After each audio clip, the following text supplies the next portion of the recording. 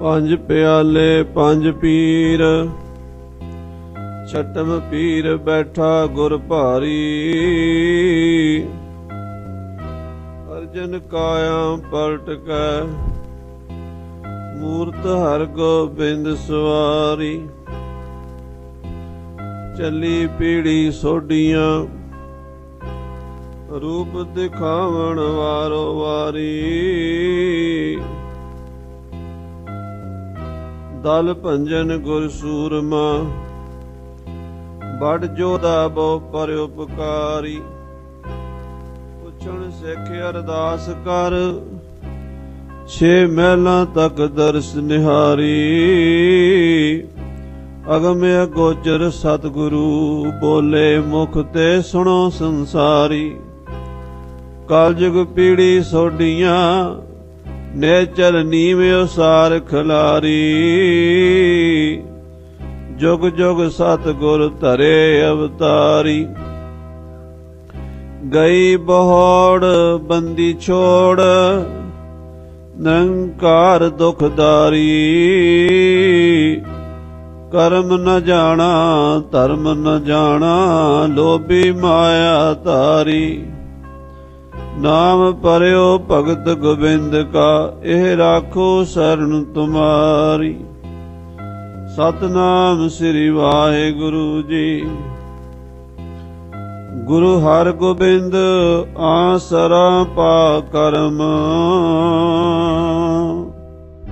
ਕੇ ਮਕਬੂਲ ਸ਼ੁਧ ਜੋ ਸ਼ਕੀ ਵਦਯਮ। ਫਜ਼ਾਲ ਕਰਾਮਾਸ ਫਜੂ ਅਜ ਹਿਸਾ, ਸ਼ਕੋ ਹੋਸ਼ ਹਮਾ ਫਰਾਏ ਕਿਬਰੀਆ। ਵਾਹਿਗੁਰੂ ਜੀ ਕਾ ਖਾਲਸਾ, ਵਾਹਿਗੁਰੂ ਜੀ ਕੀ ਫਤਿਹ। ਗੁਰੂ ਮਹਾਰਾਜ ਦੀ ਪਾਵਨ ਪਵਿੱਤਰ ਹਜ਼ੂਰੀ ਵਿੱਚ ਦੀਪਮਾਲਾ ਦੀਆਂ ਖੁਸ਼ੀਆਂ, ਬੰਦੀ ਛੋੜ ਦੀਆਂ ਖੁਸ਼ੀਆਂ ਮਨਾ ਰਹੀ ਗੁਰੂ ਰੂਪ ਸਾਧ ਸੰਗਤ ਜੀ। ਮੇਰਾ ਖਿਆਲ ਆਪਾਂ ਸਾਰੇ ਇੱਥੇ ਹੈ ਹੀ ਨਹੀਂ, ਜੇ ਹੈ ਆ ਤੇ ਫਤਿਹ ਨਹੀਂ ਬੁਲਾਈ। ਫਤਿਹ ਬੁਲਾ ਦਿਓ, ਗੁਰੂ ਦੀ ਹੈ। ਆਖੋ ਵਾਹਿਗੁਰੂ ਜੀ ਕਾ, ਵਾਹਿਗੁਰੂ ਜੀ ਕੀ ਫਤਿਹ। ਹਾਜ਼ਰੀ ਲੱਗਦੀ ਮਹਾਰਾਜ ਦੇ ਚਰਨਾਂ, ਜਦੋਂ ਆਵਾਂ ਗੱਜ ਕੇ ਫਤਿਹ ਬੁਲਾਈ ਦੀ। ਸਾਹਿਬ ਕਲਗੀਧਰ ਪਿਤਾ ਦਾ ਹੁਕਮ ਹੈ, ਆਗੇ ਆਵਤ ਸਿੰਘ ਜੋ ਪਾਵੈ, ਵਾਹਿਗੁਰੂ ਕੀ ਫਤਿਹ ਬੁਲਾਵੈ। ਜਦੋਂ ਆਪਾਂ ਵਾਹਿਗੁਰੂ ਜੀ ਕੀ ਫਤਿਹ ਬੁਲਾਣੇ, 2 ਵਾਰੀ ਮੂੰਹ ਤੋਂ ਵਾਹਿਗੁਰੂ ਨਿਕਲਦਾ। ਕਲਗੀਧਰ ਪਾਤਸ਼ਾਹ ਦਾ ਇਹ ਬਚਨ ਹੈ ਵੀ ਜੇ ਸਾਹਮਣੇ ਸਿੰਘ ਆਵੇ ਤੇ ਗੱਜ ਕੇ ਫਤਿਹ ਬੁਲਾਓ, ਭਾਵੇਂ ਆਪਸ 'ਚ ਨਾਰਾਜ਼ਗੀ ਵੀ ਹੋਵੇ, ਫਤਿਹ ਫਿਰ ਵੀ ਬੁਲਾਓ। ਕਹਿੰਦੇ ਆ ਸਰਦਾਰ ਜੱਸਾ ਸਿੰਘ ਰਾਮਗੜੀਏ ਦੀ ਤੇ ਰਾਣੀ ਸਦਾ ਕੌਰ ਕਨਈਆ ਮਿਸਰ ਦੀ, ਇਹਨਾਂ ਦੋਵਾਂ ਦੀ ਦੁਸ਼ਮਣੀ ਸੀ। ਤੇ ਦੋਵਾਂ ਦੀ ਦੁਸ਼ਮਣੀ ਸੀ ਤੇ ਦੀਪਮਾਲਾ ਦਾ ਮੇਲਾ ਅੰਮ੍ਰਿਤਸਰ ਹਰਿਮੰਦਰ ਸਾਹਿਬ, ਸਾਰੀਆਂ ਮਿਸਲਾਂ ਸਾਰੇ ਦਲ ਇਕੱਠੇ ਹੁੰਦੇ ਸੀ। ਕਹਿੰਦੇ ਜੱਸਾ ਸਿੰਘ ਰਾਮਗੜੀਆ ਹਰਿਮੰਦਰ ਸਾਹਿਬ ਦੇ ਅੰਦਰ ਬੈਠਾ ਸੀ, ਕੀਰਤਨ ਸੁਣ ਰਿਹਾ ਸੀ, ਤੇ ਰਾਣੀ ਸਦਾ ਕੌਰ ਬਾਹਰ ਆ ਕੇ ਜਿੱਥੇ ਮਾਈਆਂ ਦਾ ਪੋਣਾ ਬਣਿਆ ਉੱਥੇ ਇਸ਼ਨਾਨ ਕਰ ਰਹੀ ਸੀ। ਯਾਨੀ ਰਾਣੀ ਨੇ ਜੇ ਮੱਥਾ ਟੇਕਣ ਜਾਣਾ ਸੀ ਤੇ ਰਾਜੇ ਜੱਸਾ ਸਿੰਘ ਰਾਮਗੜੀਆ ਨੇ ਬਾਹਰ ਆਉਣਾ ਸੀ ਮੱਥਾ ਟੇਕ ਕੇ।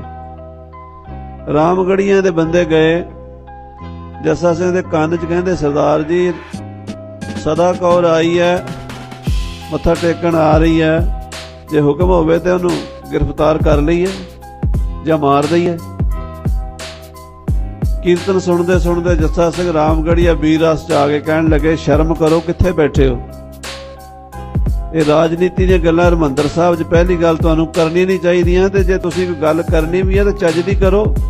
ਗੁਰੂ ਕੇ ਸਿੱਖ ਸਿੱਖਾਂ ਦੇ ਵਾਰ ਨਹੀਂ ਕਰਦੇ ਹੁੰਦੇ। ਅਜੇ ਇਹ ਗੱਲ ਇੱਧਰ ਹੋ ਰਹੀ ਸੀ ਤੇ ਉਧਰ ਰਾਣੀ ਸ੍ਰੀ ਹਰਿਮੰਦਰ ਸਾਹਿਬ ਵੱਲ ਮੱਥਾ ਟੇਕਣ ਨੂੰ ਚੱਲ ਪਈ, ਤੇ ਜੱਸਾ ਸਿੰਘ ਰਾਮਗੜੀਆ ਮੱਥਾ ਟੇਕ ਕੇ ਕੀਰਤਨ ਸੁਣ ਕੇ ਬਾਹਰ ਨੂੰ ਚੱਲ ਪਿਆ, ਤੇ ਪੁਲ ਤੇ ਆਹਮਣੇ ਸਾਹਮਣੇ ਇਕੱਠੇ ਹੋ ਗਏ। ਹੁਣ ਗੁਰੂ ਦਾ ਹੁਕਮ ਜਿਨ੍ਹਾਂ ਨੂੰ ਯਾਦ ਹੈ, ਹੁਕਮ ਕੀ ਹੈ ਵੀ ਆਗੇ ਆਵਤ ਸਿੰਘ ਜੋ ਪਾਵੈ ਵਾਹਿਗੁਰੂ ਕੀ ਫਤਿਹ ਬੁਲਾਵੇ। ਦੁਸ਼ਮਣੀ ਸੀ ਦੋਵਾਂ ਦੀ ਆਪਸ ਵਿੱਚ, ਦੋਵਾਂ ਪਾਸਿਓਂ ਤੋਂ ਕਤਲ ਤੱਕ ਵੀ ਹੋਏ ਸੀ, ਇੱਕ ਦੂਜੇ ਦੋਵਾਂ ਮਿਸਲਾਂ ਦੇ ਆਪਸ 'ਚ ਕਤਲ ਹੋ ਗਏ ਸੀ। ਇੱਥੋਂ ਤੱਕ ਗੱਲ ਵਿਗੜੀ ਹੋਈ ਸੀ। ਕਹਿੰਦੇ ਜਦੋਂ ਸਾਹਮਣੇ ਆਏ ਤੇ ਜੱਸਾ ਸਿੰਘ ਰਾਮਗੜੀਆ ਤੇ ਰਾਣੀ ਸਦਾ ਕੌਰ ਏਦਾਂ ਕਹਿੰਦੇ ਵਾਹਿਗੁਰੂ ਜੀ ਕਾ ਖਾਲਸਾ ਵਾਹਿਗੁਰੂ ਜੀ ਕੀ ਫਤਿਹ। ਕਿਉਂਕਿ ਜੱਸਾ ਸਿੰਘ ਬਜ਼ੁਰਗ ਸਨ, ਉਹਨਾਂ ਦੀ ਉਮਰ 60 ਸਾਲ ਟੱਪ ਚੁੱਕੀ ਸੀ, ਰਾਣੀ ਅਜੇ ਜਵਾਨ ਸੀ। ਉਹਨੂੰ ਧੀ ਕਹਿੰਦੇ ਪੁੱਤਰ ਬੇਟਾ ਲੈ ਕੜਾ ਪ੍ਰਸ਼ਾਦ ਦਰਬਾਰ ਸਾਹਿਬ ਦਾ। ਉਹਨੇ ਪ੍ਰਸ਼ਾਦ ਲੈ ਕੇ ਛਕ ਲਿਆ, ਦੁਸ਼ਮਣੀ ਮਿਟ ਗਈ। ਖਾਲਸਾ ਜੀ ਕਾਸ਼ ਇਹ ਗੱਲਾਂ ਸਾਨੂੰ ਸਮਝ ਆ ਜਾਣ।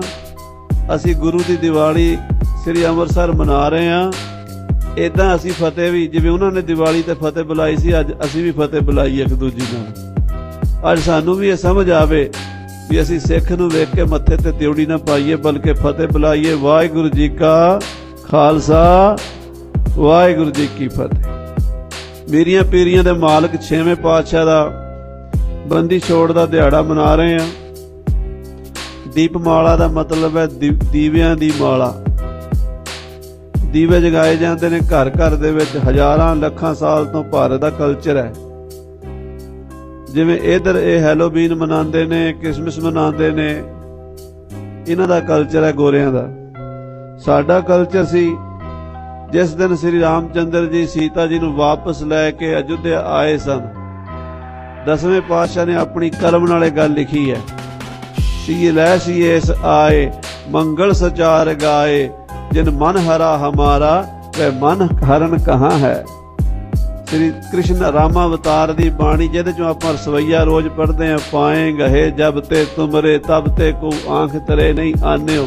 ਇਸ ਤੋਂ ਪਹਿਲਾ ਪਾਠ ਪੜੋ, ਉੱਥੇ ਲਿਖਿਆ ਮਕਰਾ ਛੰਦ, ਸੀਏ ਲੈ ਸੀਏਸ ਆਏ ਮੰਗਲ ਸਚਾਰ ਗਾਏ, ਜਿਨ ਮਨ ਹਰਾ ਹਮਾਰਾ ਵੈ ਮਨ ਹਰਨ ਕਹਾਂ ਹੈ। ਘਰ ਘਰ ਵਿੱਚ ਘਿਓ ਦੇ ਦੀਵੇ ਬਾਲੇ ਗਏ, ਖੁਸ਼ੀਆਂ ਮਨਾਈਆਂ ਗਈਆਂ।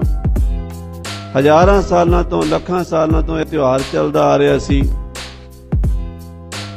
ਪਰ ਜਿਸ ਘਰ ਦੇ ਵਿੱਚ ਕੋਈ ਗਮ ਆ ਜਾਂਦਾ ਸੀ, ਅੱਜ ਵੀ ਇਹ ਸਾਡੇ ਸਮਾਜ ਵਿੱਚ ਇੱਕ ਸਾਡੀ ਮਾਨਸਿਕ ਇਦਾਂ ਦੀ ਅਵਸਥਾ ਹੈ, ਹਿੰਦੂ ਹੋਵੇ, ਸਿੱਖ ਹੋਵੇ, ਪੰਜਾਬੀ, ਹਿੰਦੁਸਤਾਨੀ, ਕੋਈ ਵੀ ਹੋਵੇ,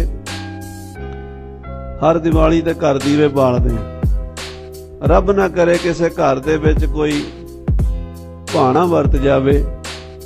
ਜਿਸ ਸਾਲ ਕੋਈ ਇਹੋ ਜਿਹਾ ਭਾਣਾ ਵਰਤਿਆ ਹੋਵੇ, ਤੁਸੀਂ ਸਾਰੇ ਜਾਣਦੇ ਹੋ, ਉਸ ਘਰ 'ਚ ਦੀਵਾ ਨਹੀਂ ਬਾਲਿਆ ਜਾਂਦਾ, ਉਸ ਘਰ ਦੇ ਵਿੱਚ ਖੁਸ਼ੀ ਨਹੀਂ ਮਨਾਈ ਜਾਂਦੀ। ਆਂਢੀ ਗੁਆਂਢੀ ਵੀ ਪਰਹੇਜ਼ ਕਰ ਜਾਂਦੇ ਆ ਵੀ ਚਲੋ ਸਾਡੇ ਘਰ ਦੇ, ਸਾਡੇ ਗੁਆਂਢ ਦੇ ਵਿੱਚ ਪਰੇਸ਼ਾਨੀ ਹੈ, ਅਸੀਂ ਖੁਸ਼ੀ ਨਾ ਮਨਾਈਏ। ਸਾਰੀ ਦੁਨੀਆ ਖੁਸ਼ੀਆਂ ਮਨਾ ਰਹੀ ਸੀ, ਪਰ ਗੁਰੂ ਨਾਨਕ ਦੇ ਸਿੱਖਾਂ ਦੇ ਘਰ ਹਨੇਰਾ ਪਿਆ ਹੋਇਆ ਸੀ। ਕਾਰਨ ਕੀ ਸੀ ਕਿ ਉਹਨਾਂ ਦੇ ਸੂਰਜ, ਉਹਨਾਂ ਦੇ ਗਿਆਨ ਦਾਤੇ ਸਤਿਗੁਰੂ ਗਵਾਲੀਅਰ ਦੇ ਕਿਲੇ 'ਚ ਜ਼ਾਲਮ ਬਾਦਸ਼ਾਹ ਨੇ, ਜ਼ਾਲਮ ਸਰਕਾਰ ਨੇ ਨਜ਼ਰਬੰਦ ਕੀਤੇ ਹੋਏ ਸਨ।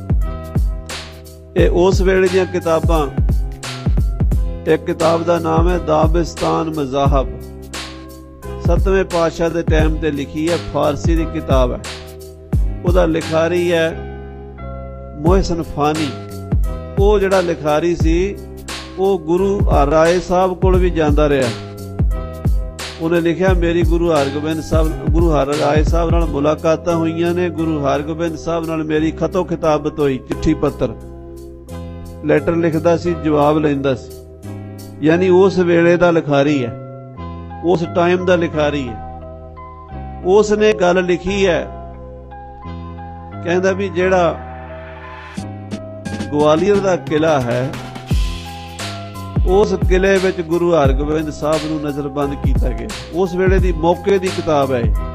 ਬਾਅਦ ਵਿੱਚ ਤਾਂ ਚਲੋ ਬਹੁਤ ਸਾਰੇ ਰਾਈਟਰਾਂ ਨੇ, ਲੇਖਕਾਂ ਨੇ ਗੱਲ ਲਿਖੀ ਹੈ। ਇੱਕ ਕਿਤਾਬ 1695 ਦੇ ਵਿੱਚ ਬਟਾਲੇ ਦੇ ਰਹਿਣ ਵਾਲੇ ਸੁਜਾਨ ਰਾਏ ਭੰਡਾਰੀ ਨੇ ਫਾਰਸੀ 'ਚ ਲਿਖੀ, ਖੁਲਾਸਤੁ ਤਵਾਰੀਖ, ਬਹੁਤ ਵੱਡੀ ਕਿਤਾਬ ਹੈ, ਫਾਰਸੀ ਦੀ ਹੈ। ਉਹਦੇ ਵਿੱਚ ਉਹਨੇ ਲਿਖਿਆ ਵੀ ਗਵਾਲੀਅਰ ਦੇ ਕਿਲੇ ਦਾ ਕਾਨੂੰਨ ਐਸਾ ਹੈ, ਹਿੰਦੁਸਤਾਨ ਦੇ ਸਾਰੇ ਕਿਲਿਆਂ ਨਾਲੋਂ ਵੱਖਰਾ, ਉਥੋਂ ਦਾ ਲਾ ਵੱਖਰਾ ਹੈ। ਉਹ ਇਹ ਹੈ ਵੀ ਉਹਦੇ ਵਿੱਚ ਪਹਿਲੀ ਗੱਲ ਤੇ ਹਰ ਇੱਕ ਕੈਦੀ ਨੂੰ ਭੇਜਿਆ ਨਹੀਂ ਜਾਂਦਾ। ਆਮ ਕੈਦੀ ਨੂੰ ਜਿਹਨੂੰ 6 ਮਹੀਨੇ ਸਾਲ 2 ਸਾਲ ਸਜ਼ਾ ਹੋਵੇ ਉੱਥੇ ਨਹੀਂ ਭੇਜਦੇ। ਸਿਰਫ ਤੇ ਸਿਰਫ ਉਸ ਕੈਦੀ ਨੂੰ ਭੇਜਿਆ ਜਾਂਦਾ ਜਿਸ ਦੀ ਸਾਰੇ ਉਮਰ ਦੀ ਸਜ਼ਾ ਹੋਵੇ। ਸਾਰੀ ਉਮਰ ਉਹਨੇ ਜੇਲ੍ਹ 'ਚ ਹੀ ਰਹਿਣਾ। ਪਰ ਗਵਾਲੀਅਰ ਦੇ ਕਿਲੇ 'ਚ ਇੰਨੀ ਸਖਤ ਹੈ ਵੀ ਜੇ ਉਹ ਕੈਦੀ ਮਰ ਜਾਵੇ ਉਹਦਾ ਸਰੀਰ ਵੀ ਬਾਹਰ ਨਹੀਂ ਆ ਸਕਦਾ, ਉਹਦੀ ਡੈੱਡ ਬਾਡੀ ਵੀ ਅੰਦਰ ਹੀ ਰਹੇਗੀ ਤੇ ਅੰਦਰ ਹੀ ਸੰਸਕਾਰ ਹੋਵੇਗਾ, ਅੰਦਰ ਹੀ ਕਬਰ ਬਣੇਗੀ। ਇਹ ਕਾਨੂੰਨ ਉਸ ਕਿਲੇ ਵਾਸਤੇ। ਜਿਹੜੇ ਉਹ 52 ਰਾਜੇ ਸਰਕਾਰੀ ਰਾਜਸੀ ਕੈਦੀ ਉੱਥੇ ਪਾਏ ਗਏ ਸੀ, ਜੇਲ੍ਹਾਂ ਦੇ ਹੋਰ ਵੀ ਸੀ, ਹਿੰਦੁਸਤਾਨ ਦੀਆਂ ਹੋਰ ਵੀ ਬੜੇ ਕੈਦੀ ਸੀ, ਪਰ ਉਹ ਕੈਦੀ ਖਾਸ ਸਨ ਜਿਨ੍ਹਾਂ ਦੇ ਲਈ ਕਾਨੂੰਨ ਬਣਿਆ ਹੋਇਆ ਸੀ ਵੀ ਜਿਉਂਦੇ ਜੀ ਬਾਹਰ ਨਹੀਂ ਆ ਸਕਦੇ ਤੇ ਮਰਨ ਤੋਂ ਬਾਅਦ ਵੀ ਨਹੀਂ ਆ ਸਕਦੇ। ਜੇ ਉਹ ਰਾਜੇ ਮਰ ਵੀ ਜਾਂਦੇ ਤਾਂ ਉਹਨਾਂ ਦੇ ਵਾਸਤੇ ਸੀ ਕਿ ਉਹ ਕਿਲੇ ਦੇ ਅੰਦਰ ਹੀ ਉਹਨਾਂ ਦਾ ਸੰਸਕਾਰ ਹੋਣਾ ਸੀ, ਅੰਦਰ ਹੀ ਉਹਨਾਂ ਦਾ, ਜੇ ਮੁਸਲਮਾਨ ਸੀ ਤੇ ਅੰਦਰ ਹੀ ਕਬਰ ਬਣਨੀ ਸੀ। ਪਰ ਚੋਜੀ ਪ੍ਰੀਤਮ ਸਤਿਗੁਰੂ ਗੁਰੂ ਹਰਗੋਬਿੰਦ ਸਾਹਿਬ ਜੀ ਮਹਾਰਾਜ ਗਵਾਲੀਅਰ ਦੇ ਕਿਲੇ 'ਚ ਗਏ ਨੇ। ਬਾਣੀ ਵਿੱਚ ਬਚਨ ਆਉਂਦਾ, ਨਰਕ ਨਾਏ ਸਾਧ ਸੰਗ। ਗੁਰੂ ਗ੍ਰੰਥ ਸਾਹਿਬ ਦੇ ਅੰਦਰ ਪੰਕਤੀ ਹੈ, ਨਰਕ ਨਾਏ ਸਾਧ ਸੰਗ। ਜਿੱਥੇ ਸਾਧ ਸੰਗਤ ਹੁੰਦਾ ਉੱਥੇ ਨਰਕ ਨਹੀਂ ਹੁੰਦਾ, ਤੇ ਜੇਲ੍ਹ ਤੋਂ ਵੱਡਾ ਕੋਈ ਨਰਕ ਨਹੀਂ ਹੁੰਦਾ। ਜੇਲ੍ਹ ਨਰਕ ਹੁੰਦੀ ਹੈ, ਮਰਜ਼ੀ ਦਾ ਖਾਣਾ ਨਹੀਂ, ਮਰਜ਼ੀ ਦਾ ਪਹਿਨਣਾ ਨਹੀਂ, ਮਰਜ਼ੀ ਦਾ ਜੀਣਾ ਨਹੀਂ, ਪਰ ਬਸ ਰਹਿਣਾ। ਉਹਨਾਂ ਰਾਜਿਆਂ ਵਾਸਤੇ ਤੁਸੀਂ ਕਦੀ ਗਵਾਲੀਅਰ ਦੇ ਕਿਲੇ ਗਏ ਹੋਵੋਗੇ, ਨਹੀਂ ਤਾਂ ਜਾਣਾ ਜ਼ਰੂਰ ਹੈ। ਗੁਰਦੁਆਰਾ ਬੰਦੀ ਛੋੜ ਹੈ ਕਿਲੇ ਦੇ ਅੰਦਰ, ਕਿਲੇ ਦੇ ਸਾਹਮਣੇ, ਗੁਰਦੁਆਰੇ ਦੇ ਸਾਹਮਣੇ, ਕਿਲੇ ਦੇ ਅੰਦਰ। ਕਿਲਾ ਐਡਾ ਵੱਡਾ ਵੀ ਤੁਸੀਂ ਲਗਾਤਾਰ 2-3 ਦਿਨ ਅੰਦਰ ਘੁੰਮਦੇ ਰਹੋ, ਤੁਹਾਨੂੰ ਉਹਦਾ ਪੂਰਾ ਦਰਸ਼ਨ ਨਹੀਂ ਹੁੰਦਾ। ਇੰਨਾ ਵੱਡਾ ਕਿਲਾ, ਯਾਨੀ 5-6 ਮੀਲ ਦੇ ਵਿੱਚ ਉਹਦੀ ਲੰਬਾਈ, ਚੜਾਈ, ਉਚਾਈ ਹੈ ਗਵਾਲੀਅਰ ਦੇ ਕਿਲੇ ਦੀ। ਮੇਰਾ ਖਿਆਲ ਹੈ ਬਹੁਤੇ ਪ੍ਰੇਮੀਆਂ ਨੇ ਤਾਂ ਹਜ਼ੂਰ ਸਾਹਿਬ ਜਾਂਦਿਆਂ ਦਰਸ਼ਨ ਕੀਤੇ ਹੋਣੇ, ਦਾਸ ਨੇ ਕਈ ਵਾਰੀ ਮਹਾਰਾਜ ਦੀ ਕਿਰਪਾ ਨਾਲ ਦਰਸ਼ਨ ਕੀਤੇ। ਉਸ ਕਿਲੇ ਦੇ ਅੰਦਰ ਰਾਜੇ ਦੇ ਮਹਿਲ ਦੇ ਸਾਹਮਣੇ ਅੱਜ ਵੀ ਉਹ ਥੰਮ ਖੜੇ ਨੇ, ਬੜੇ ਬੜੇ ਪੱਥਰ ਦੇ ਤਗੜੇ ਥੰਮ ਨੇ, ਜਿਨ੍ਹਾਂ ਥੰਮਲਿਆਂ ਦੇ ਨਾਲ ਲੋਹੇ ਦੇ ਸੰਗਲ ਪਾ ਕੇ ਉਹਨਾਂ ਰਾਜਿਆਂ ਨੂੰ ਸਾਰਾ ਦਿਨ ਬੰਨ੍ਹ ਛੱਡਦੇ ਸੀ। ਗਰਮੀ ਦੇ ਦਿਨਾਂ ਵਿੱਚ ਧੁੱਪ ਪੈਂਦੀ ਰਹਿੰਦੀ ਸੀ, ਉਹ ਸੜਦੇ ਰਹਿੰਦੇ ਸੀ। ਸਖਤ ਤੋਂ ਸਖਤ ਸਜ਼ਾਵਾਂ ਦਿੱਤੀਆਂ ਜਾਂਦੀਆਂ ਸੀ। ਖਾਣ ਨੂੰ ਰੋਟੀ ਚੱਜਦੀ ਨਹੀਂ ਸੀ, ਸੌਣ ਵਾਸਤੇ ਸਹੂਲਤ ਚੰਗੀ ਨਹੀਂ ਸੀ। ਜਿੰਨੀਆਂ ਕਿ ਤਕਲੀਫਾਂ ਉਹਨਾਂ ਨੂੰ ਦਿੱਤੀਆਂ ਜਾਂਦੀਆਂ ਸਨ, ਉਹਦਾ ਨਾਂ ਲੈ ਕੇ ਕੰਬਣੀ ਛੱਡਦੀ ਹੈ।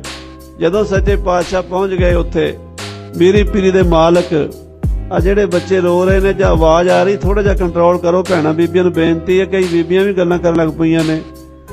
ਆਖੋ ਵਾਹਿਗੁਰੂ। ਗਵਾਲੀਅਰ ਦੇ ਕਿਲੇ ਵਿੱਚ ਨਰਕ ਬਣਿਆ ਸੀ, ਗੁਰੂ ਸਾਹਿਬ ਨੇ ਸੱਚਖੰਡ ਬਣਾ ਦਿੱਤਾ।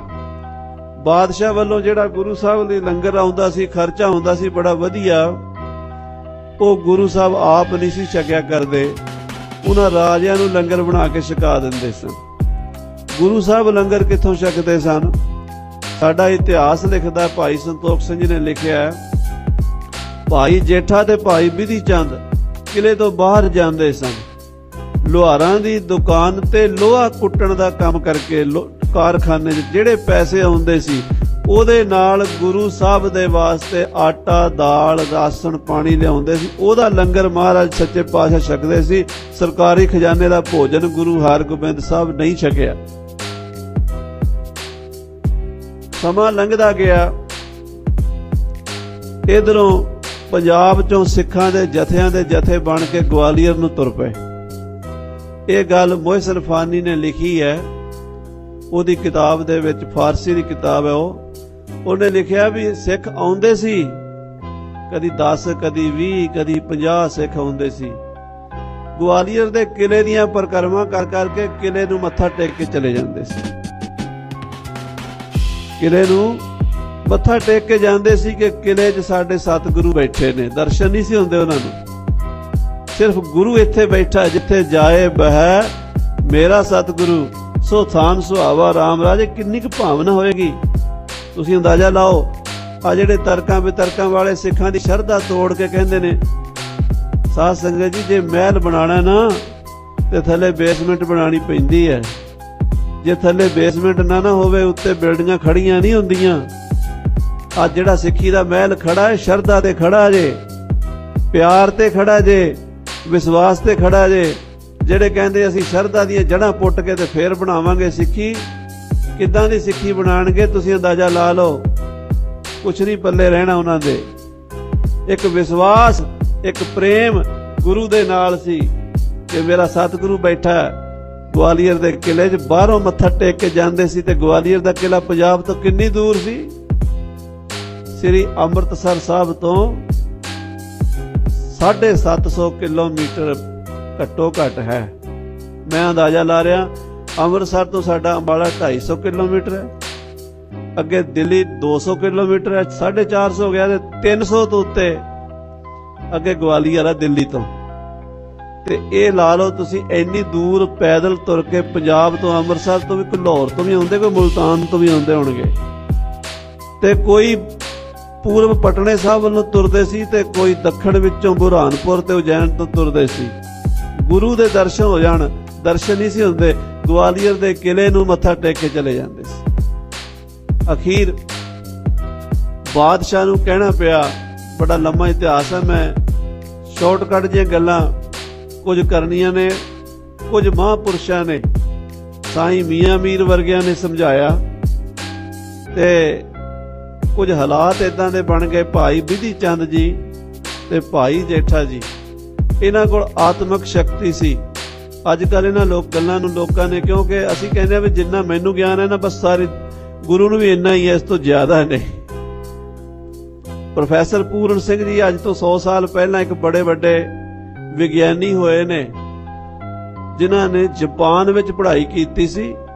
ਤੇ ਭਗਤ ਪੂਰਨ ਸਿੰਘ ਜੀ, ਪ੍ਰੋਫੈਸਰ ਪੂਰਨ ਸਿੰਘ ਜੀ ਭਾਈ ਵੀਰ ਸਿੰਘ ਦੇ ਨਾਲ 1910 ਵਿੱਚ ਮਿਲੇ ਸੀ। ਪਹਿਲਾਂ ਉਹ ਬੋਧੀ ਬਣ ਗਏ ਸਨ, ਕੇਸ ਮੁਨਾਤੇ ਸਨ। ਉਹਨਾਂ ਦੀ ਭਾਈ ਵੀਰ ਸਿੰਘ ਦੀ ਪ੍ਰੇਰਣਾ ਨਾਲ ਉਹ ਖਾਲਸਾ ਪੰਥ ਵਿੱਚ ਦੁਬਾਰਾ ਸ਼ਾਮਲ ਹੋਏ, ਅੰਮ੍ਰਿਤ ਛਕਿਆ। ਉਹਨਾਂ ਨੇ ਬਹੁਤ ਵੱਡੀਆਂ ਮਹਾਨ ਪੁਸਤਕਾਂ ਅੰਗਰੇਜ਼ੀ 'ਚ ਲਿਖੀਆਂ ਸਿੱਖੀ ਬਾਰੇ। ਇੱਕ ਜਗ੍ਹਾ ਤੇ ਪ੍ਰੋਫੈਸਰ ਪੂਰਨ ਸਿੰਘ ਜੀ ਲਿਖ ਗਏ, ਉਹ ਕਹਿੰਦੇ ਆ ਵੀ ਅਸੀਂ ਇੰਨੇ ਕੁ ਸਿਆਣੇ ਬਣ ਗਏ ਆ, ਇੰਨੀ ਕੁ ਜ਼ਿਆਦਾ ਸਾਡੀ ਅਕਲ ਹੋ ਗਈ ਹੈ ਵੀ ਅਸੀਂ ਗੁਰੂ ਨੂੰ ਆਪਣੇ ਨਾਲੋਂ ਥੋੜਾ ਘੱਟ ਸਿਆਣਾ ਸਮਝਣ ਲੱਗ ਪਏ ਤੇ ਆਪ ਗੁਰੂ ਨਾਲੋਂ ਸਿਆਣੇ ਬਣ ਗਏ। ਇਹ 100 ਸਾਲ ਪਹਿਲਾਂ ਗੱਲ ਲਿਖੀ ਹੈ ਤੇ ਇਹ ਬਿਮਾਰੀ ਵੱਧ ਰਹੀ ਹੈ, ਜੇ ਘਟੀ ਕੋਈ ਨਹੀਂ ਸਾਡੇ 'ਚ। ਇਹ ਸਿੰਘ ਸਭਾ ਲਹਿਰ ਦੇ ਟਾਈਮ ਤੋਂ ਚੱਲੀ ਸੀ, ਤਰਕ ਬਿਤਰਕ, ਕਿੰਤੂ ਪਰੰਤੂ, ਸ਼ੰਕੇ ਖੜੇ ਕਰਨੇ, ਹਰ ਗੱਲ ਤੇ ਕੁਐਸਚਨ ਖੜਾ ਕਰਨਾ, ਹਰ ਗੱਲ ਤੇ ਵਟ ਵਾਏ, ਬਸ ਇਹ ਚੱਲ ਪਿਆ ਸਾਡੇ ਵਿੱਚ। ਅੰਗਰੇਜ਼ ਦੇ ਰਾਜ ਵਿੱਚ ਇਹ ਗੱਲ ਚੱਲੀ ਸੀ ਜਿਹੜੀ ਅੱਜ ਵੱਧ ਰਹੀ ਹੈ ਖਾਲਸਾ ਜੀ।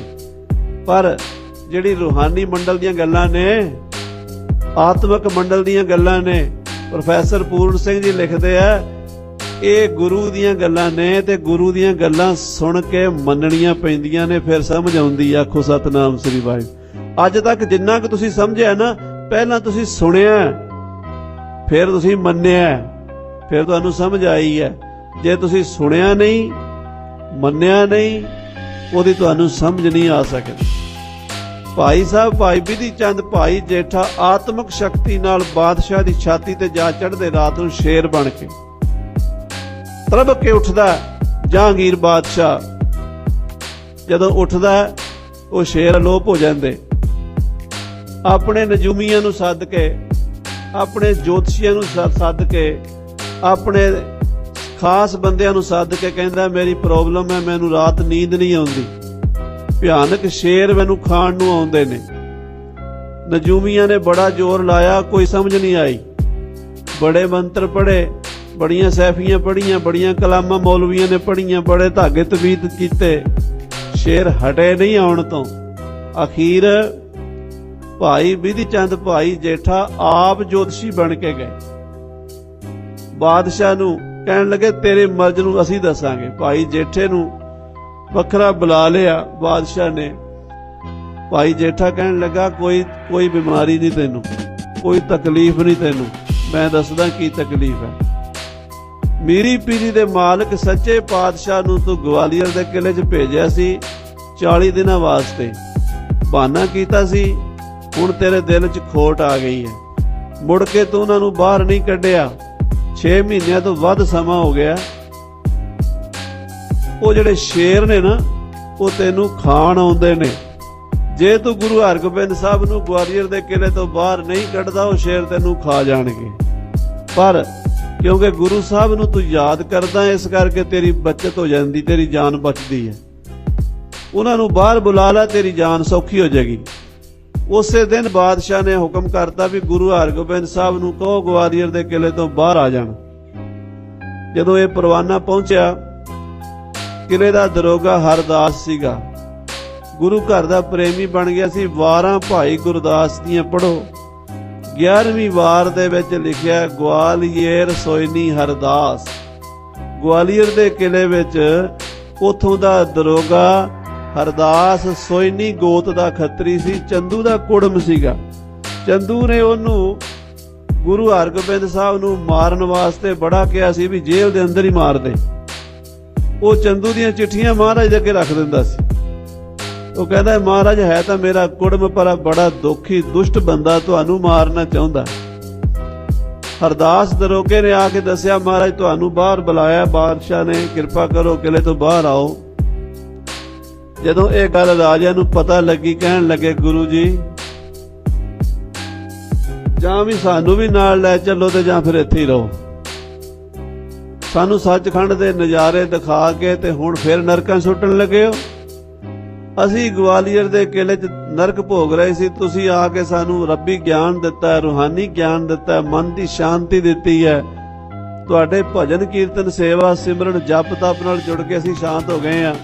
ਸਾਨੂੰ ਬਾਹਰ ਕੱਢੋ ਗਵਾਲੀਅਰ ਦੇ ਕਿਲੇ 'ਚੋਂ, ਜਾਂ ਸਾਨੂੰ ਇੱਥੇ ਹੀ ਦਰਸ਼ਨ ਦਿਓ। ਤੇ ਗੁਰੂ ਹਰਗੋਬਿੰਦ ਸਾਹਿਬ ਨੇ ਬਾਦਸ਼ਾਹ ਨੂੰ ਸੁਨੇਹਾ ਭੇਜਤਾ ਕਿ ਅਸੀਂ ਗਵਾਲੀਅਰ ਦੇ ਕਿਲੇ ਤੋਂ ਬਾਹਰ ਨਹੀਂ ਆ ਸਕਦੇ ਜਿੰਨਾ ਚਿਰ ਇਹਨਾਂ ਰਾਜਿਆਂ ਨੂੰ ਤੁਸੀਂ ਬਾਹਰ ਨਹੀਂ ਕੱਢੇਗਾ। ਬਾਦਸ਼ਾਹ ਨੇ ਕਿਹਾ ਗੁਰੂ ਜੀ ਇਹਨਾਂ ਰਾਜਿਆਂ ਨੂੰ ਬਾਹਰ ਕੱਢਣਾ ਬੜਾ ਔਖਾ ਹੈ, ਕਾਨੂੰਨ ਬਣ ਚੁੱਕਾ ਇਹਨਾਂ ਵਾਸਤੇ, ਇਹ ਕਦੀ ਵੀ ਜੇਲ੍ਹ ਤੋਂ ਬਾਹਰ ਨਹੀਂ ਆ ਸਕਦੇ। ਬਾਗੀ ਨੇ, ਸਰਕਾਰ ਦੇ ਦੁਸ਼ਮਣ ਨੇ, ਬਗਾਵਤਾਂ ਕਰਦੇ ਸੀ, ਦੇਸ਼ ਵਿੱਚ ਗੜਬੜੀ ਕਰਦੇ ਸੀ, ਬੜੀ ਮੁਸ਼ਕਲ ਨਾਲ ਫੜੇ ਨੇ। ਲੱਖਾਂ ਰੁਪਈਆ ਖਰਚ ਕਰਕੇ ਇਹਨਾਂ ਨੂੰ ਕਾਬੂ ਕੀਤਾ, ਲੜਾਈਆਂ ਲੜ ਕੇ ਇਹਨਾਂ ਨੂੰ ਕਾਬੂ ਕੀਤਾ। ਇਹਨਾਂ ਵਾਸਤੇ ਕਾਨੂੰਨ ਬਣਾਇਆ, ਇਹ ਜੇਲ੍ਹ ਤੋਂ ਬਾਹਰ ਨਹੀਂ ਆ ਸਕਦੇ। ਅੱਗੋਂ 6ਵੇਂ ਪਾਤਸ਼ਾਹ ਨੇ ਜਿਹੜਾ ਜਵਾਬ ਦਿੱਤਾ ਸੀ, ਮਹਾਂਕਵੀ ਭਾਈ ਸੰਤੋਖ ਸਿੰਘ ਸਾਹਿਬ ਜੀ ਗੁਰਪ੍ਰਤਾਪ ਸੂਰਜ ਗ੍ਰੰਥ ਵਿੱਚ ਲਿਖਦੇ ਨੇ, ਜੋ ਨਰ ਹਾਤੁਰ ਹੈ ਇੱਕ ਬੇਰਾ, ਕਹਿ ਸ੍ਰੀ ਹਰਗੋਬਿੰਦ ਮੈਂ ਅਬ ਤੇਰਾ, ਕਹਾਂ ਕਠਨ ਹੈ ਇਹਾਂ ਬਚਾਵਨ, ਤੇ ਨਿਕਟ ਨ ਦਿਓ ਦੂਤ ਜਮ ਆਵਨ। 6ਵੇਂ ਪਾਤਸ਼ਾਹ ਕਹਿਣ ਲੱਗੇ ਜਹਾਂਗੀਰ, ਜਿਹੜਾ ਬੰਦਾ ਦੁਖੀ ਹੋ ਕੇ ਕਹਿ ਦੇਵੇ ਨਾ ਵੀ ਗੁਰੂ ਹਰਗੋਬਿੰਦ ਸਾਹਿਬ ਮੈਂ ਤੇਰਾ ਆ, ਆਖੋ ਵਾਹਿਗੁਰੂ, ਧੰਨ ਗੁਰੂ ਹਰਗੋਬਿੰਦ ਸਾਹਿਬ। ਸਾਧ ਸੰਗਤ ਜੀ, ਮੈਂ ਆਪਣੀਆਂ ਭੈਣਾਂ ਬੀਬੀਆਂ ਨੂੰ ਫਿਰ ਬੇਨਤੀ ਕਰਨੀ ਹੈ ਬਈ ਥੋੜੀ ਜਿਹੀ ਸੇਵਾ ਦਾ ਮੌਕਾ ਮਿਲਿਆ ਤੁਹਾਨੂੰ, ਸੇਵਾ ਕਰੋ। ਜਿਹੜੀਆਂ ਭੈਣਾਂ ਪ੍ਰਸ਼ਾਦਿਆਂ ਦੀ ਸੇਵਾ ਕਰ ਸਕਦੀਆਂ ਨੇ, ਲੰਗਰ 'ਚ ਥੱਲੇ ਪ੍ਰਸ਼ਾਦੇ ਬਣਾਉਣ ਦੀ ਬੜੀ ਜ਼ਰੂਰਤ ਹੈ। ਭੈਣਾਂ ਨੂੰ ਬੇਨਤੀ ਵੀ ਪ੍ਰਸ਼ਾਦਿਆਂ ਦੀ ਥੋੜੀ ਸੇਵਾ, 10-15 ਬੀਬੀਆਂ ਜਾਓ ਤੇ ਇਹ ਬੇਨਤੀ ਸੁਣ ਕੇ ਇੱਕ ਦੂਜੀ ਦੇ ਨਾਲ ਸੁੱਟਿਆ ਜੇ ਵੀ ਮੈਂ ਨਹੀਂ ਜਾਣਾ, ਦੂਜੀ ਜਾਵੇ। ਤੇ ਜਿਨ੍ਹਾਂ ਨੂੰ ਗੁਰੂ ਨੇ ਹੱਥ ਪੈਰ ਦਿੱਤੇ ਇਹਨਾਂ ਸੇਵਾ ਜ਼ਰੂਰ ਕਰੋ, ਆਖੋ ਵਾਹਿਗੁਰੂ। ਸ੍ਰੀ ਗੁਰੂ ਹਰਗੋਬਿੰਦ ਸਾਹਿਬ ਕਹਿੰਦੇ ਜਿਹੜਾ ਦੁਖੀ ਹੋ ਕੇ ਕਹਿ ਦੇਵੇ ਸ੍ਰੀ ਹਰਗੋਬਿੰਦ ਮੈਂ ਅਬ ਤੇਰਾ, ਮੈਂ ਤੇਰੀ ਸ਼ਰਨ ਵਿੱਚ ਆ, ਮੈਂ ਸਿਲੰਡਰ ਕਰਤਾ, ਮੈਂ ਤੇਰਾ ਬਣ ਗਿਆ। ਐ ਜਹਾਂਗੀਰ ਕਹਾਂ ਕਠਨ ਹੈ ਇਹਾਂ ਬਚਾਵਨ, ਆ ਤੇਰੇ ਗਵਾਲੀਅਰ ਦੇ ਨਿੱਕੇ ਜਿਹੇ ਕਿਲੇ 'ਚ ਛੁਡਾਣਾ ਤਾਂ ਗੱਲ ਹੀ ਕੋਈ ਨਹੀਂ, ਇੱਥੋਂ ਬਚਾਣਾ ਤਾਂ ਗੱਲ ਹੀ ਕੋਈ ਨਹੀਂ। ਨਿਕਟ ਨਾ ਦਿਓ ਦੂਤ ਜਮ ਆਵਣ, ਮੈਂ ਤੇ ਆਪਣੇ ਸਿੱਖ ਨੂੰ ਜਮਦੂਤਾਂ ਤੋਂ ਵੀ ਬਚਾ ਲੈਣਾ। ਅਸੀਂ ਲੈ ਜਾਣਾ ਛੁਡਾ ਕੇ, ਤੂੰ ਰੋਕ ਨਹੀਂ ਸਕੇਗਾ, ਤੇ ਜੇ ਤੂੰ ਚੁੱਪ ਕਰਕੇ ਆਪਣੇ ਆਪ ਹੀ ਛੁਡਾ ਦੇ, ਛੱਡ ਦੇ। ਅੱਗੋਂ ਜਹਾਂਗੀਰ ਨੇ ਰਾਜਨੀਤੀ ਚਾਲ ਚੱਲੀ। ਇਹ ਜਿਹੜੇ ਰਾਜਨੀਤਿਕ ਲੋਕ ਹੁੰਦੇ ਨੇ ਨਾ, ਜਿਵੇਂ ਆਪਣੀਆਂ ਆਪਣੀਆਂ ਆਦਤਾਂ ਹੁੰਦੀਆਂ ਨੇ, ਆਪਣੇ ਆਪਣੇ ਸੁਭਾਅ ਹੁੰਦੇ ਨੇ ਹਰ ਵਰਗ ਦੇ। ਰਾਜਨੀਤਾਂ ਦੀ ਵੀ ਚਾਲਾਂ ਹੁੰਦੀਆਂ ਨੇ ਵੀ ਉਹ ਆਪਣੀ ਚਲਾਕੀ ਨਹੀਂ ਛੱਡਦੇ। ਚਲਾਕੀ ਵਰਤੀ, ਕਹਿਣ ਲੱਗਾ ਵੀ ਗੁਰੂ ਸਾਹਿਬ ਜੀ ਜਿੰਨੇ ਕੁ ਰਾਜੇ ਤੁਹਾਡੇ ਚੋਲੇ ਦੀ ਕਲੀਆਂ ਫੜ ਕੇ ਨਿਕਲ ਜਾਣ ਉਹਨੇ ਲੈ ਜਾਓ। ਚਲਾਕੀ ਕੀ ਸੀ ਇਹ ਗੱਲ? ਐਤਕੀ ਅਸੀਂ ਗਵਾਲੀਅਰ ਗਏ ਤੇ ਸਾਨੂੰ ਇੱਕ ਉੱਥੇ ਰਾਜਸਥਾਨੀ ਮਿਲਿਆ ਕਈ ਗੱਲਾਂ ਸਾਨੂੰ ਦੂਜਿਆਂ ਤੋਂ ਮਿਲ ਜਾਂਦੀਆਂ, ਜਿਹੜੇ ਬੰਦੇ ਅਸੀਂ ਐਵੇਂ ਹੀ ਸਮਝਦੇ ਵੀ ਐਵੇਂ ਹੀ ਤੁਰੇ ਫਿਰਦੇ ਆ, ਪਰ ਗਿਆਨ ਕਿਸੇ ਦੇ ਪਿਓ ਦੀ ਵਿਰਾਸਤ ਨਹੀਂ ਹੁੰਦੀ। ਗਿਆਨ ਕਿਸੇ ਨੂੰ ਵੀ ਕਿਸੇ ਜਗ੍ਹਾ ਤੇ ਹੋ ਸਕਦਾ। ਕਈ ਵਾਰੀ ਮੁਸਲਮਾਨਾਂ ਤੋਂ ਗਿਆਨ ਮਿਲ ਜਾਂਦਾ, ਕਈ ਵਾਰੀ ਸਾਨੂੰ ਗੋਰਿਆਂ ਤੋਂ ਗਿਆਨ ਮਿਲ ਜਾਂਦਾ, ਕਈ ਵਾਰੀ ਸਾਨੂੰ ਹਿੰਦੂਆਂ ਤੋਂ ਗਿਆਨ ਮਿਲ ਜਾਂਦਾ। ਉਹ ਰਾਜਸਥਾਨੀ ਉਹ ਮਿਲਿਆ, ਉਹਨੇ ਸਾਖੀ ਸੁਣਾਈ, ਕਹਿਣ ਲੱਗਾ ਚਲਾਕੀ ਉਹਦੀ ਇਹ ਸੀ ਕਿ ਰਾਜਪੂਤ ਜਿਹੜੇ ਰਾਜੇ ਨੇ ਇਹ ਹੰਕਾਰੀ ਨੇ, ਇਹ ਆਪਣੇ ਆਪ ਨੂੰ ਸਮਝਦੇ ਆ ਵੀ ਅਸੀਂ ਵੱਡੇ ਆ, ਤੇ ਇਹ ਕਿਸੇ ਦਾ ਪੱਲਾ ਨਹੀਂ ਫੜਨਗੇ। ਜਦੋਂ ਗੁਰੂ ਹਰਗੋਬਿੰਦ ਸਾਹਿਬ ਕਹਿਣਗੇ ਵੀ ਮੇਰਾ ਪੱਲਾ ਫੜੋ ਤੇ ਮੈਂ ਤੁਹਾਨੂੰ ਬਾਹਰ ਕੱਢਦਾ, ਉਹ ਕਹਿਣਗੇ ਅਸੀਂ ਪੱਲੇ ਲੱਗ ਕੇ ਬਾਹਰ ਨਹੀਂ ਆਉਣਾ। ਤੇ ਮੈਂ ਕਹਿ ਦਿਆਂਗਾ ਵੀ ਗੁਰੂ ਜੀ ਦੇਖ ਲਓ, ਤੁਹਾਡਾ ਪੱਲਾ ਤੇ ਫੜਦੇ ਨਹੀਂ ਤੇ ਤੁਸੀਂ ਇਹਨਾਂ ਨੂੰ ਕਿਉਂ ਛੁਡਾਉਂਦੇ ਹੋ। ਜਦੋਂ ਇਹ ਗੱਲ ਕਿਲੇ 'ਚ ਪਹੁੰਚੀ, ਬਾਦਸ਼ਾਹ ਦੀ ਇਹ ਗੱਲ ਉਹਨਾਂ ਰਾਜਿਆਂ ਨੂੰ ਵੀ ਪਤਾ ਲੱਗੀ। ਰਾਜਿਆਂ ਨੇ ਮੀਟਿੰਗ ਕੀਤੀ, ਉਹ ਕਹਿਣ ਲੱਗੇ ਅਸੀਂ ਕਿਸੇ ਬੰਦੇ ਦਾ ਪੱਲਾ ਨਹੀਂ ਫੜ ਸਕਦੇ, ਅਸੀਂ ਕਿਸੇ ਇਨਸਾਨ ਦਾ, ਕਿਸੇ ਵਿਅਕਤੀ ਦਾ ਪੱਲਾ ਨਹੀਂ ਫੜ ਸਕਦੇ, ਪਰ ਅਸੀਂ ਭਗਵਾਨ ਦਾ ਪੱਲਾ ਤਾਂ ਫੜ ਸਕਦੇ ਹਾਂ। ਅਸੀਂ ਕੋਈ ਕਿਸੇ ਬੰਦੇ ਦਾ ਪੱਲਾ ਨਹੀਂ ਫੜ ਰਹੇ। ਇਹ ਮੀਰੀ ਪੀਰੀ ਦੇ ਮਾਲਕ ਰੱਬੀ ਨੂਰ ਅਕਾਲੀ ਜੋਤ ਸਾਹਿਬ ਸ੍ਰੀ ਗੁਰੂ ਹਰਗੋਬਿੰਦ ਸਾਹਿਬ ਦਾ ਅਸੀਂ ਪੱਲਾ ਫੜ ਰਹੇ ਹਾਂ। ਇਹਦੇ 'ਚ ਸਾਨੂੰ ਸ਼ਰਮ ਨਹੀਂ, ਇਹਦੇ 'ਚ ਸਾਡੀ ਹੇਠੀ ਨਹੀਂ। ਰਾਜਿਆਂ ਨੇ ਸਤਿਗੁਰਾਂ ਦੇ ਚਰਨਾਂ 'ਚ ਆ ਕੇ ਨਮਸਕਾਰ ਕੀਤੀ, 52 ਕਲੀਆਂ ਦਾ ਚੋਲਾ ਸਵਾਏ। ਅੱਜ ਵੀ ਉਹ ਪਿੰਡ ਘੁੜਾਣੀ, ਸਾਧ ਸੰਗਤ ਜੀ ਤੁਸੀਂ ਦੁਰਾਏ ਜਾਓ ਨਾ, ਦੁਰਾਏ ਤੋਂ ਨਹਿਰ ਦੇ ਕੰਢੇ ਕੰਢੇ ਸੱਜੇ ਹੱਥ ਮੁੜੋਗੇ ਨਾ ਤੇ ਉਧਰ ਪਿੰਡ ਹੈ ਤੋਂ 4-5 ਮੀਲ ਅਗਲੇ ਪਾਸੇ। ਦਾਸ ਨੇ 2 ਵਾਰੀ ਉੱਥੇ ਜਾ ਕੇ ਉਹ ਦਰਸ਼ਨ ਕੀਤੇ। ਘੁੜਾਣੀ ਸਾਹਿਬ ਉੱਥੇ ਚੋਲਾ ਪਿਆ 52 ਕਲੀਆਂ ਵਾਲਾ। ਉੱਥੋਂ ਜਦੋਂ ਮਹਾਰਾਜ ਆਏ ਸੀ ਨਾ 6ਵੇਂ ਪਾਤਸ਼ਾਹ, ਪਿੰਡ ਵਾਲਿਆਂ ਨੇ ਸੇਵਾ ਕੀਤੀ ਤੇ ਬੇਨਤੀ ਕੀਤੀ, ਮਹਾਰਾਜ ਇਹ ਨਿਸ਼ਾਨੀ ਸਾਡੇ ਕੋਲ ਛੱਡ ਦਿਓ, ਤੇ ਉਦੋਂ ਦਾ ਚੋਲਾ ਉੱਥੇ ਉਹਨਾਂ ਨੇ ਸਾਂਭਿਆ ਹੋਇਆ। ਮਹਾਬਲੀ ਸਤਿਗੁਰੂ 52 ਕਲੀਆਂ ਦਾ ਚੋਲਾ ਪਾ ਕੇ 52 ਰਾਜਿਆਂ ਨੂੰ ਆਪਣੇ ਪੱਲੇ ਲਾ ਕੇ ਤੇ ਗਵਾਲੀਅਰ ਦੇ ਕਿਲੇ ਤੋਂ ਬਾਹਰ ਨਿਕਲੇ। ਜਦੋਂ ਬਾਹਰ ਨਿਕਲੇ, ਬਾਬਾ ਬੁੱਢਾ ਸਾਹਿਬ ਜੀ 32,000 ਸਿੱਖਾਂ ਦੀ ਫੌਜ ਲੈ ਕੇ ਪਹੁੰਚੇ ਹੋਏ। ਮਾਤਾ ਗੰਗਾ ਜੀ ਨੇ ਬਾਬਾ ਬੁੱਢਾ ਸਾਹਿਬ ਨੂੰ ਹੁਕਮ ਕੀਤਾ ਕਿ ਬਾਬਾ ਜੀ, ਗੁਰੂ ਸਾਹਿਬ ਨੂੰ ਕਿਹਾ ਬਹੁਤ ਸਮਾਂ ਹੋ ਗਿਆ, ਅਸੀਂ ਤੇ ਉਹਨਾਂ ਦੇ ਦਰਸ਼ਨਾਂ ਤੋਂ ਬਿਨਾਂ ਪ੍ਰਸ਼ਾਦਾ ਵੀ ਨਹੀਂ ਸੀ ਛਕਦੇ। ਜਦੋਂ ਦੇ ਮੇਰੀ ਕੁੱਖ ਤੋਂ ਉਹਨਾਂ ਦਾ ਜਨਮ ਹੋਇਆ 6ਵੇਂ ਪਾਤਸ਼ਾਹ ਦਾ, ਮੈਂ ਆਪਣੀਆਂ ਅੱਖਾਂ ਤੋਂ ਓਹਲੇ ਨਹੀਂ ਹੋਣ ਦਿੱਤਾ ਸੀ, ਤੇ ਹੁਣ ਇੰਨਾ ਸਮਾਂ ਹੋ ਗਿਆ, ਕਿਰਪਾ ਕਰਕੇ ਮੇਰੇ ਲਾਲ ਨੂੰ, ਸ੍ਰੀ ਗੁਰੂ ਹਰਗੋਬਿੰਦ ਸਾਹਿਬ ਨੂੰ ਗਵਾਲੀਅਰ ਦੇ ਕਿਲੇ ਤੋਂ ਲੈ ਕੇ ਆਓ। ਜੇ ਸਰਕਾਰ ਏਦਾਂ ਨਹੀਂ ਛੱਡਦੀ ਤੇ ਕਿਲਾ ਤੋੜ ਕੇ ਲੈ ਆਓ। ਜਦੋਂ ਮਹਾਰਾਜ 6ਵੇਂ ਪਾਤਸ਼ਾਹ ਗਏ ਸਨ, ਉਦੋਂ 1800 ਘੋੜਸਵਾਰ ਫੌਜ ਵਿੱਚ ਭਰਤੀ ਸੀਗੇ। ਇਤਿਹਾਸ ਵਿੱਚ ਜ਼ਿਕਰ ਆਉਂਦਾ 1800 ਘੋੜੇ ਤੇ ਘੋੜਸਵਾਰ ਸੀਗੇ। ਮਹਾਰਾਜ ਬਾਬਾ ਬੁੱਢਾ ਜੀ ਨੂੰ ਦੇ ਕੇ ਗਏ ਸੀਗੇ। ਬਾਬਾ ਬੁੱਢਾ ਜੀ ਨੇ ਆਪਣੀ ਫੌਜ ਦੇ ਮੁਖੀਆਂ ਨਾਲ ਵਿਚਾਰ ਕੀਤੀ ਵੀ ਗਵਾਲੀਅਰ ਦੇ ਕਿਲੇ ਤੇ ਜਾਣਾ, ਤੇ ਜੇ ਜੰਗ ਵੀ ਕਰਨਾ ਪਿਆ ਆਪਾਂ ਕਿਲਾ ਤੋੜ ਕੇ ਲੈ ਆਉਣਾ। ਸਿੱਖਾਂ ਨੇ ਆਖਿਆ ਬਾਬਾ ਜੀ ਤੁਸੀਂ ਹੁਕਮ ਕਰ ਦਿਓ, ਪੰਜਾਬ ਦੇ ਵਿੱਚੋਂ ਸਾਰੀਆਂ ਸੰਗਤਾਂ ਤਿਆਰ ਨੇ। ਬਾਬਾ ਬੁੱਢਾ ਸਾਹਿਬ ਨੇ ਹੁਕਮ ਦਿੱਤਾ, ਹੁਕਮਨਾਮਾ ਲਿਖਤੀ ਰੂਪ ਵਿੱਚ ਭੇਜਿਆ ਕਿ ਪੰਜਾਬ ਦੇ ਵਿੱਚ ਜਿੱਥੇ ਜਿੱਥੇ ਕੋਈ ਨੌਜਵਾਨ 18 ਸਾਲ ਤੋਂ ਵੱਡੀ ਉਮਰ ਦਾ ਹੈ, ਕੋਈ 20 ਸਾਲਾਂ ਦਾ, ਕੋਈ 25 ਦਾ, ਕੋਈ 30 ਦਾ, ਕੋਈ 50 ਦਾ, ਕੋਈ ਡਾਂਗ ਸੋਟਾ ਘਰ ਵਿੱਚ, ਬਰਛਾ, ਬੰਦੂਕ, ਕਿਰਪਾਨ, ਗੰਡਾਸਾ, ਕਿਸੇ ਕੋਲ ਜਿਹੜਾ ਵੀ ਕੋਈ ਹਥਿਆਰ ਹੈ ਉਹ ਲਓ। ਜੇ ਕੋਈ ਘੋੜੇ ਤੇ ਹੈ ਤੇ ਘੋੜੇ ਤੇ ਚੜ੍ਹ ਪਾਓ, ਜੇ ਪੈਦਲ ਹੈ ਤੇ ਪੈਦਲ ਆਪਾਂ ਗਵਾਲੀਅਰ ਚੱਲਣਾ। ਬਾਬਾ ਬੁੱਢਾ ਸਾਹਿਬ ਸੱਚੇ ਪਾਤਸ਼ਾਹ ਜੀ ਦੇ ਮਹਾਨ ਬ੍ਰਹਮ ਗਿਆਨੀ ਸਿੱਖ ਹੋਏ ਨੇ। 6 ਗੁਰੂ ਸਾਹਿਬਾਂ ਦੇ ਦਰਸ਼ਨ ਕੀਤੇ ਹੈ। ਉਹਨਾਂ ਦਾ ਹੁਕਮ ਗੁਰੂ ਸਾਹਿਬ ਵੀ ਨਹੀਂ ਸੀ ਮੋੜਿਆ ਕਰਦੇ। ਬਾਬਾ ਬੁੱਢਾ ਜੀ ਦਾ ਹੁਕਮ, ਜੋ ਵੀ ਬਾਬਾ ਬੁੱਢਾ ਸਾਹਿਬ ਬਚਨ ਕਰ ਦਿੰਦੇ ਸੀ ਨਾ, ਉਹ ਬਚਨ ਗੁਰੂ ਸਾਹਿਬ ਆਪ ਵੀ ਨਹੀਂ ਸੀ ਮੋੜਦੇ। ਸਿੱਖਾਂ ਨੇ ਤੇ ਕੀ ਮੋੜਨਾ ਸੀ।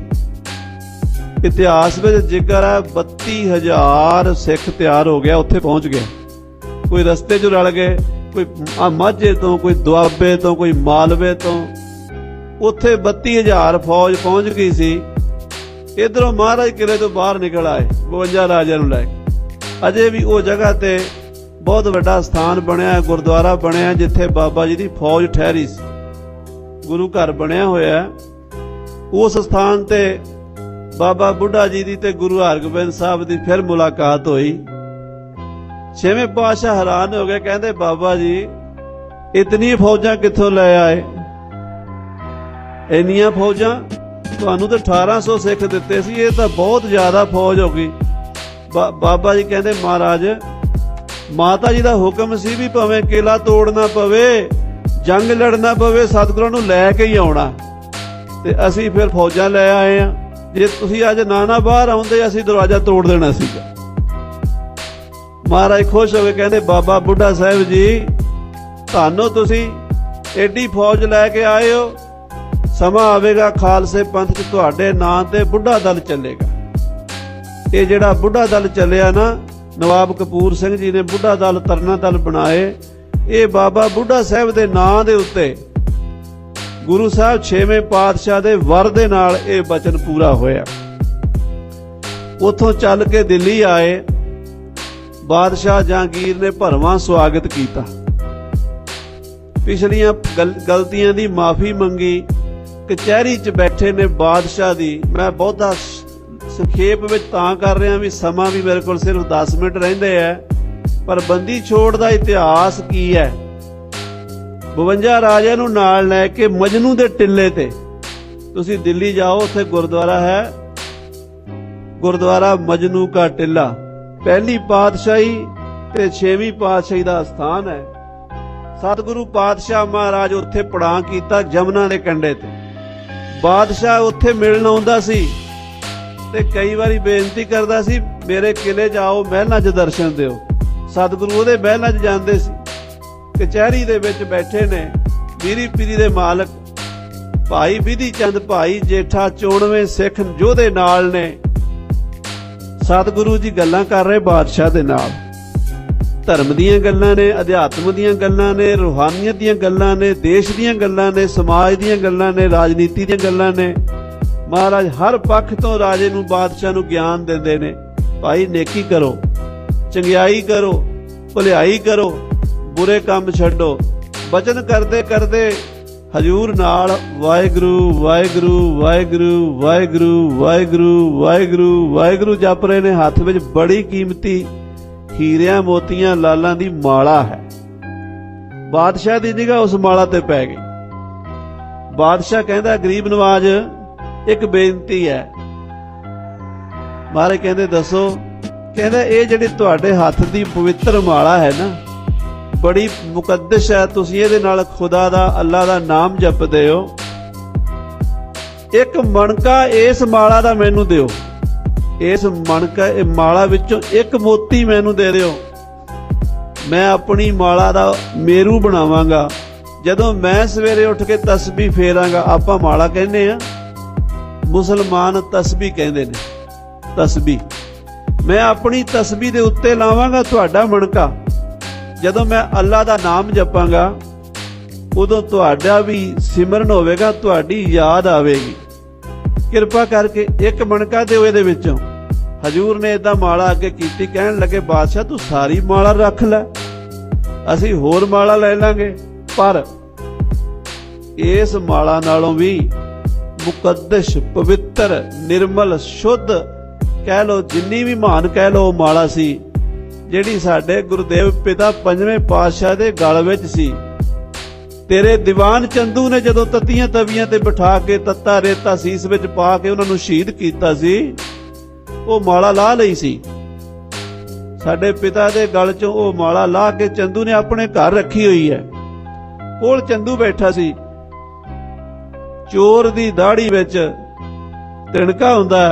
एकदम भड़क के कहण लगा बादशाह तुहाडे चरनां दी सौं, मेरे कोल कोई माला नहीं। बादशाह नूं शक हो गया भी अजे गल होई नहीं, ये पहले ही सौं पाण लग पिया। चोर आए।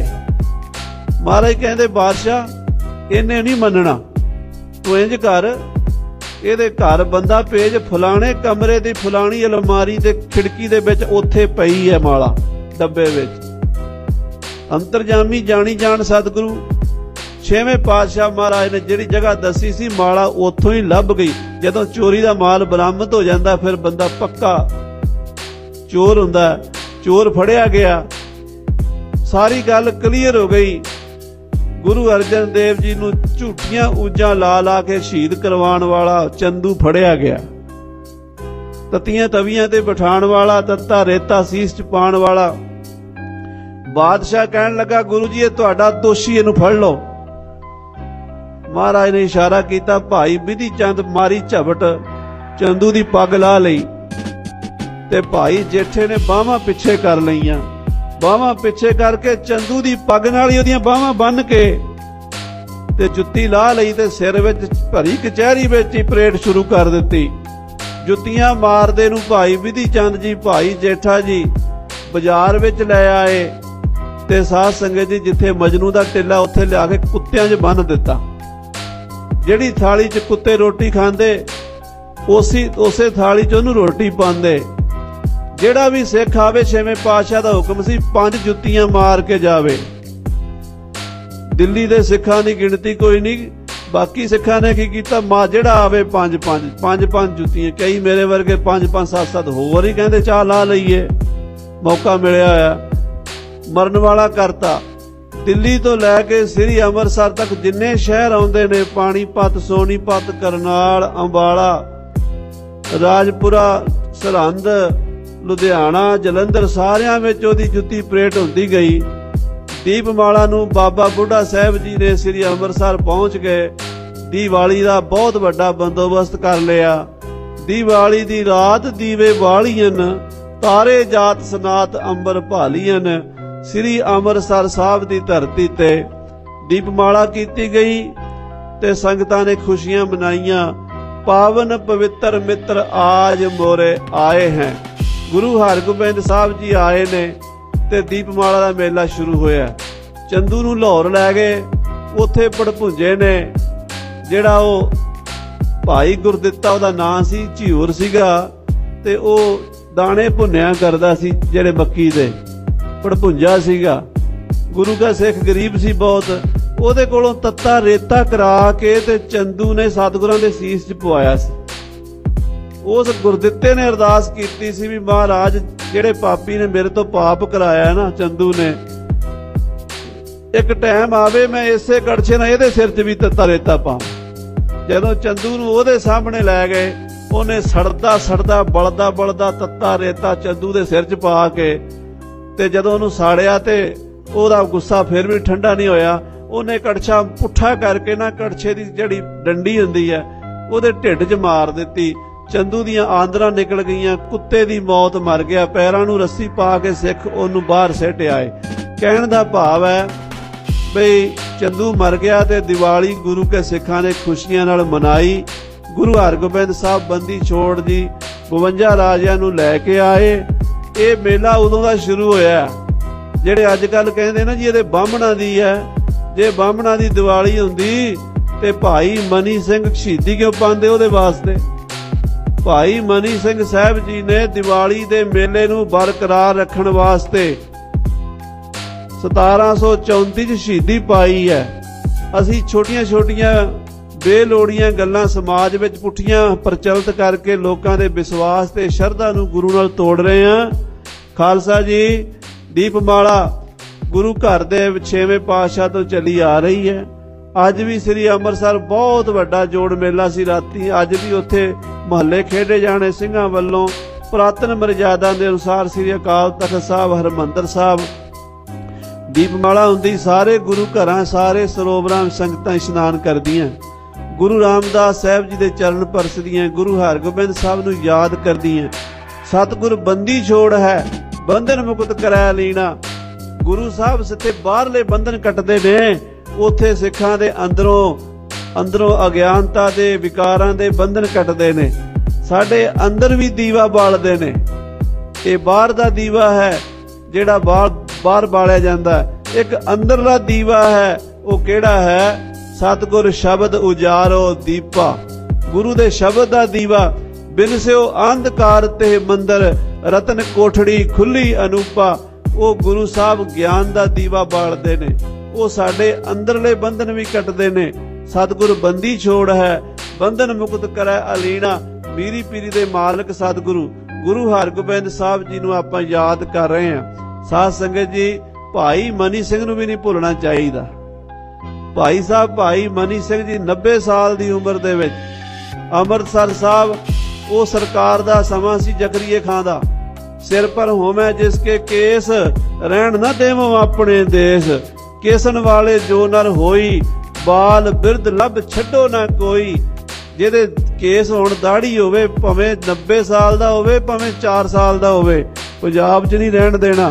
चुन चुन के सिख मारे जांदे सीगे। पंजाब छड्ड के सिंह जंगलां पहाड़ां बीआबानां नूं चले गए सीगे। पंजाब 'च सिख लभदा कोई नहीं सी। भाई मनी सिंह दरबार साहब दी सेवा करदे सी। दिवाली दा मेला लाना चाहुंदे सी, कोई आउंदा नहीं सी डरदा मारा। सरकार की करदी सी, जिहड़ी संगतां हुंदी सी वो कतल कर दिंदे सी, मार दिंदे सी। अमृतसर मेला नहीं सी लगा कई सालां तो। भाई साहब ने मेला लवाउण वास्ते सरकार नाल गल कीती सी ते भाई मनी सिंह जी नूं सरकार ने मंजूरी भी देती। कहता 5000 रुपया लवांगे ठेका, हरमंदर साहब मेला ला लो।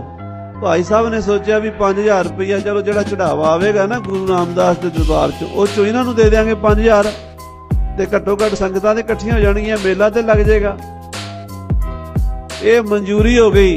सारे पंजाब दे विच दूर दूर जिथे खालसा रहिंदा सी जंगलां विच ਸਿੰਘਾਂ ਨੂੰ ਚਿੱਠੀਆਂ ਲਿਖ ਦਿੱਤੀਆਂ ਵੀ ਖਾਲਸਾ ਜੀ ਤੁਸੀਂ ਇੱਥੇ ਵਿਸਾਖੀ ਦੇ ਦੀਪਮਾਲਾ ਦੇ ਮੇਲੇ ਤੇ ਦੀਵਾਲੀ ਤੇ ਸਾਰਿਆਂ ਨੇ ਅੰਮ੍ਰਿਤਸਰ ਆਉਣਾ ਤੇ ਖਾਲਸੇ ਦਾ ਗੁਰਮਤਾ ਆਉਣਾ। ਸਾਰੇ ਸਿੰਘਾਂ ਦੇ ਦਲ ਉਧਰ ਨੂੰ ਤੁਰ ਪਏ ਵੀ ਚਲੋ ਭਾਈ ਸਾਹਿਬ ਨੇ ਮੇਲਾ ਲਵਾਉਣਾ, ਚੱਲੀਏ। ਸਰਕਾਰ ਦੀ ਨੀਤ ਬਦਲ ਗਈ। ਸ੍ਰੀ ਅੰਮ੍ਰਿਤਸਰ ਸਾਹਿਬ ਹਜ਼ਾਰਾਂ ਦੀ ਤਾਦਾਦ 'ਚ ਫੌਜਾਂ ਭੇਜਤੀਆਂ। ਕਿਉਂ ਭੇਜੀਆਂ? ਵੀ ਜਦੋਂ ਸਿੰਘਾਂ ਦੇ ਜਥੇਦਾਰ ਆਉਣਗੇ ਨਾ, ਮੁਖੀ ਨਵਾਬ ਕਪੂਰ ਸਿੰਘ ਵਰਗੇ, ਬਾਬਾ ਦਰਬਾਰਾ ਸਿੰਘ ਵਰਗੇ, ਗੁਰਦਿਆਲ ਸਿੰਘ ਵਰਗੇ, ਨੌਧ ਸਿੰਘ ਵਰਗੇ, ਬਾਬਾ ਦੀਪ ਸਿੰਘ ਵਰਗੇ, ਇਹ ਸਾਰੇ ਮੁਖੀ ਸਿੰਘ ਫੜ ਲਓ, ਮੁਖੀਆਂ ਨੂੰ ਮਾਰ ਦਿਓ, ਬਾਕੀ ਤਾਕਤ ਆਪੇ ਖਤਮ ਹੋ ਜਾਏਗੀ। ਜਿਹੜੇ ਮੇਨ ਸਿੰਘ ਨੇ ਉਹਨਾਂ ਦੀਆਂ ਲਿਸਟਾਂ ਤੇ ਸਰਕਾਰ ਕੋਲ ਹੁੰਦੀਆਂ ਹੀ ਨੇ। ਪਹਿਲਾਂ ਹੀ ਉਹਨਾਂ ਨੂੰ ਮਾਰ ਦੇਣ ਲਈ ਫੌਜਾਂ ਦਾ ਸਾਰਾ ਬੰਦੋਬਸਤ ਕੀਤਾ ਗਿਆ। ਭਾਈ ਮਨੀ ਸਿੰਘ ਸਰਕਾਰ ਦੀ ਨੀਤੀ ਸਮਝ ਗਏ ਵੀ ਇਹ ਤਾਂ ਸਾਡੇ ਨਾਲ ਧੋਖਾ ਕਰਨਗੇ। ਭਾਈ ਸਾਹਿਬ ਨੇ ਖਾਲਸੇ ਨੂੰ ਫਿਰ ਦੁਬਾਰਾ ਚਿੱਠੇ ਲਿਖ ਦਿੱਤੇ ਕਿ ਸਿੰਘੋ ਮੇਲੇ ਤੇ ਨਹੀਂ ਆਉਣਾ, ਵਾਪਸ ਚਲੇ ਜਾਓ। ਸਰਕਾਰ ਦੀ ਨੀਤ ਬਦਲ ਗਈ ਹੈ। ਸਿੰਘ ਜਿੱਧਰੋਂ ਆ ਰਹੇ ਸੀ ਉੱਥੋਂ ਪਿਛਾਂ ਨੂੰ ਪਰਤ ਗਏ। ਮੇਲਾ ਲੱਗਾ ਨਹੀਂ।